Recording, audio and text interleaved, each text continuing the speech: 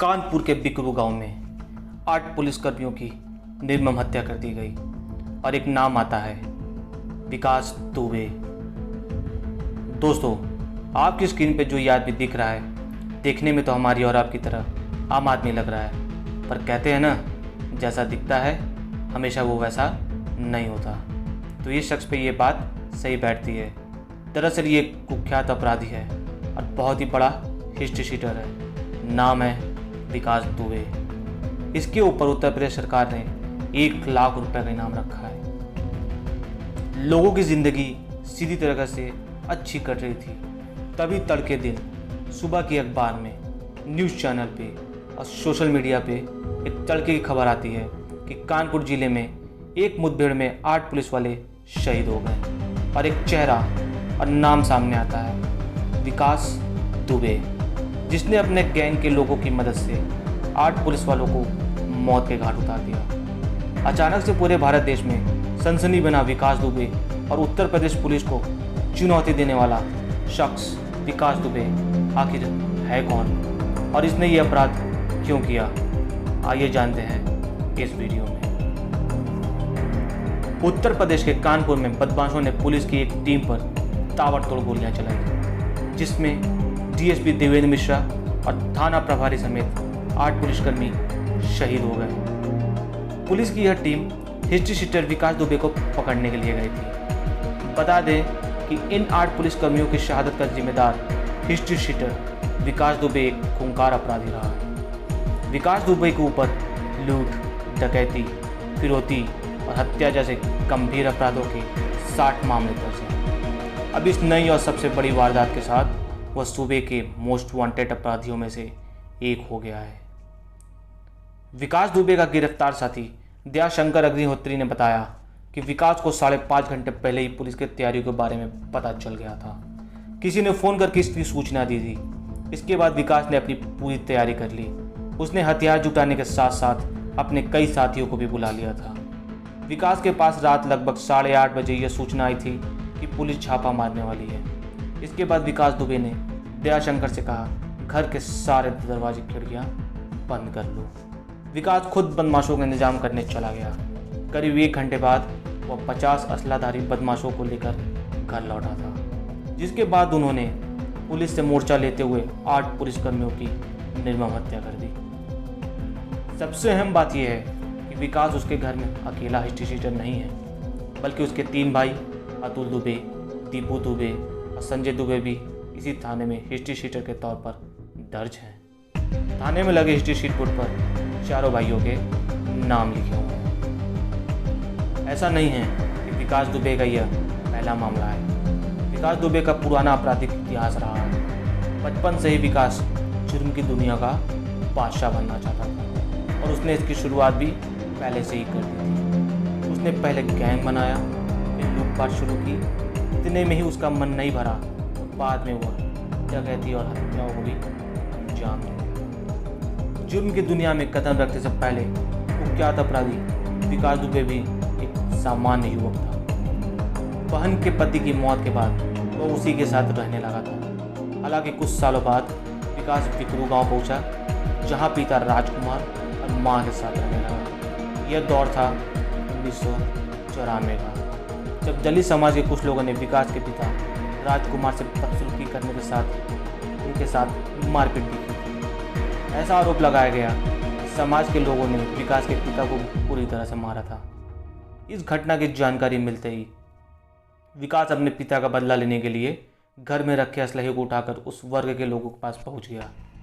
इस विवाद के दौरान विकास के साथ उसके कई दोस्त भी मौजूद थे। यहीं से विकास की एंट्री अपराध की दुनिया में हो गई। कुख्यात विकास दुबे की कानपुर देहात के एक छोटे से गांव में एक अलग ही दुनिया थी। उसके अपराध का साम्राज्य यहीं फला फूला था। कानपुर जिले के चौबेपुर थाना क्षेत्र अंतर्गत पड़ने वाला एक मामूली सा छोटा गांव पिकरू, जिसकी आबादी केवल 4 से 5 हजार होगी। इस गांव में रहने वाली 80 वर्ष की श्यामा देवी ने बताया कि 1995 के बाद इस गांव में बने विकास दुबे के आलीशान घर के बाहर मैदान में एक अदालत लगती थी, जिसमें जज कुख्यात अपराधी विकास दुबे बनता था। इस अदालत की सुनवाई सुबह 6 बजे शुरू होती थी, जहां एक कुर्सी में कुख्यात अपराधी बैठता था तो बगल में 2 बंदूकधारी और लठ लेकर 1 दर्जन लोग उसके अगल बगल खड़े रहते। विकास दुबे की गुंडई और दबंगई का अंदाजा सिर्फ इस बात से लगा लिया जाए कि इसी गांव के 18 परिवारों वालों ने मजबूरन पलायन कर दिया था। विकास दुबे गरीबों की शादी में कुछ मदद कर उनके घरों पर कब्जा करना शुरू कर देता था। दबंगई और असलहे के दम पर वो लोग की जमीन पर कब्जा कर लेता था और उन्हें अपने नाम करा लेता था। विकास की दहशत इस कदर थी कि अगर कोई विकास को मौके पर पैसा नहीं दे पाता तो वो अपने गुर्गों से लेकर पुलिस तक से उत्पीड़न करवाता था। वर्ष 2000 में विकास ने ताराचंद इंटर कॉलेज के सहायक प्रबंधक सिद्धेश्वर पांडे को गोली मारकर पहला मर्डर किया था। कानपुर के शिवली थाना क्षेत्र में ही साल 2000 में राम बाबू यादव की हत्या के मामले में भी विकास दुबे पर जेल के भीतर रहकर साजिश रचने का आरोप है। यही नहीं, साल 2000 में हुई केबल व्यवसायी दिनेश दुबे की हत्या के मामले में भी हिस्ट्री शीटर विकास दुबे आरोपी है।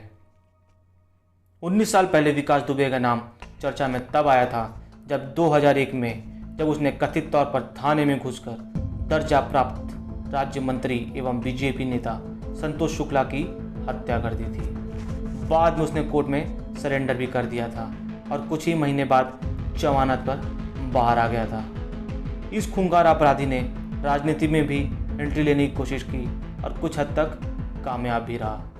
कानपुर देहात के चौबेपुर थाना क्षेत्र से विक्रू गांव के निवासी विकास बाग के बारे में बताया जाता है कि इसकी फौज में कई युवा हैं जिनके बल पर वो तमाम तरह के अपराधों को अंजाम देता है। साल 2018 में विकास दुबे ने जेल में रहने के दौरान अपने चचेरे भाई अनुराग को मरवा दिया था।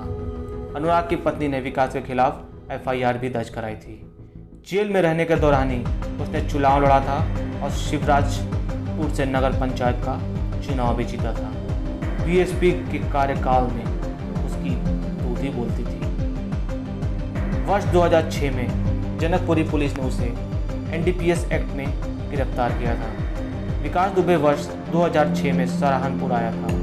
25 जून 2000 को उसे नशीली पदार्थों के साथ थाना जनकपुरी पुलिस ने गिरफ्तार किया था। उस समय वहां पर SP के पद पर तैनात और मौजूदा समय के STF के IG अमिताभ यश ने विकास दुबे से थाने में जाकर लंबी पूछताछ की थी। बताया जाता है कि काफ़ी देर की पूछताछ के बाद भी वो टूटा नहीं था। उसने कुछ भी नहीं बोला था। उसके बाद उसे जेल भेज दिया गया। इंस्पेक्टर जनकपुरी अभिषेक सिरोही ने बताया कि थाने के रिकॉर्ड के मुताबिक विकास दुबे की यहाँ पर वर्ष 2006 में गिरफ्तारी हुई थी। उधर SP सिटी विनीत भटनागर ने बताया कि विकास दुबे को नारकोटिक्स एक्ट के तहत गिरफ्तार किया गया था। लखनऊ से भी गिरफ्तार हो चुका है ये विकास दुबे। STF ने अक्टूबर में लखनऊ के कृष्णानगर क्षेत्र से विकास दुबे को गिरफ्तार कर लिया था। उस समय कानपुर पुलिस ने उस पर 25,000 का इनाम घोषित कर रखा था। अक्टूबर में चौबेपुर थाने के बिकरू गांव निवासी कुख्यात विकास दुबे लखनऊ के कृष्णानगर में रह रहा था। उसके खिलाफ हाल में चौबेपुर से बलवा, हत्या और षड्यंत्र की धारा और शिवराजपुर से मारपीट, जान से मारने की धमकी, जान से मारने का प्रयास और 7 CLA एक्ट के तहत 2 मामले दर्ज हुए हैं। दोनों मामलों में विकास फरार चल रहा था। जिला पुलिस जब गिरफ्तार नहीं कर पाई तो लखनऊ STF को गिरफ्तार करने की जिम्मेदारी सौंपी गई थी। तो दोस्तों, आइए जानते हैं वो मामला जिसमें विकास दुबे को पकड़ने पहुंची थी पुलिस बिकरू गांव। हिस्ट्री शीटर विकास दुबे और पारिवारिक बहनोई राहुल तिवारी के बीच घनश्यामपुर ग्राम पंचायत के मोहनी निवादा गांव की 6 बीघा जमीन का विवाद है। करीब 3 वर्षों से विकास दुबे इस जमीन को अपनी पारिवारिक बहन को दिलाने के लिए राहुल पर दबाव बनाए हुआ था। मोहनी निवादा गांव निवासी ललन शुक्ला की 3 बेटियां हैं। ललन के पुत्र न होने पर उन्होंने सुनील शुक्ला नाम के भांजे को गोद ले लिया था।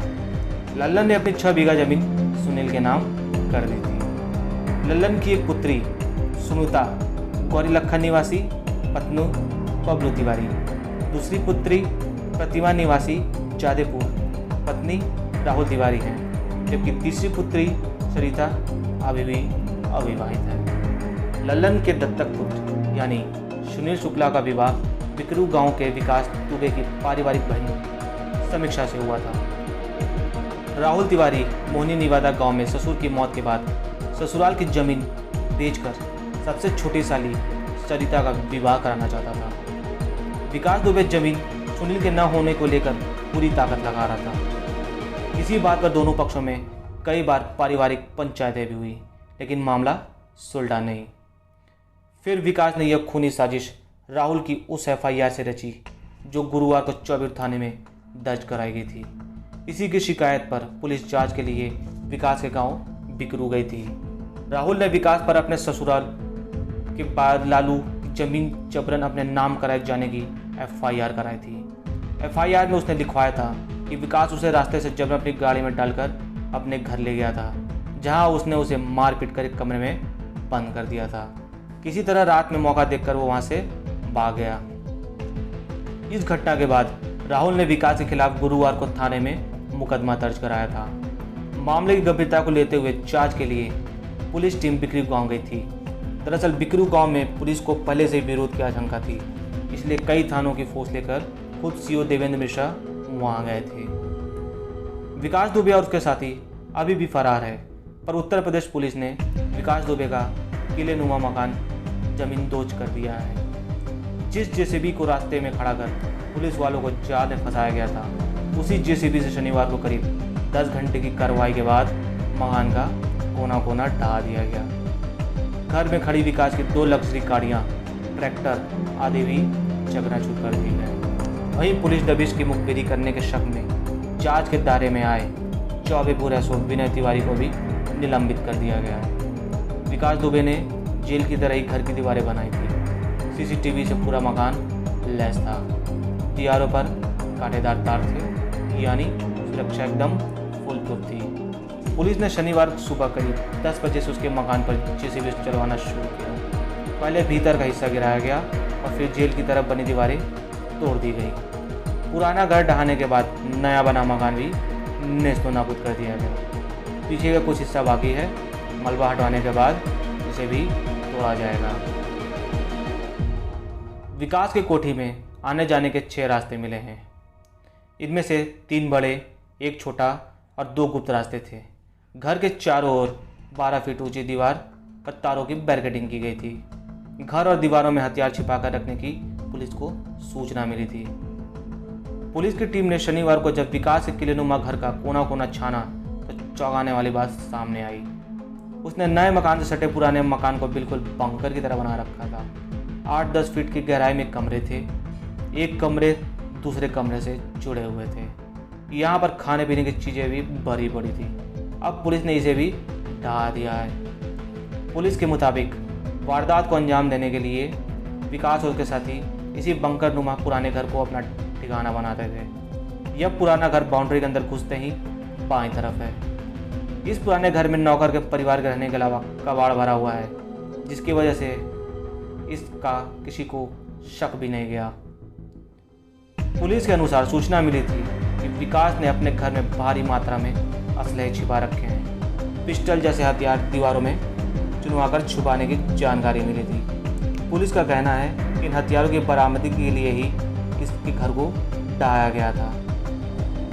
दहशतगर्द विकास दुबे के मकान में बने तहखाने से पुलिस को विस्फोटक और असलहों का बड़ा जाखिरा बरामद हुआ है। 2 किलो विस्फोटक के साथ तमंचे, कारतूस, देसी बम और बम बनाने का सामान भी मिला है।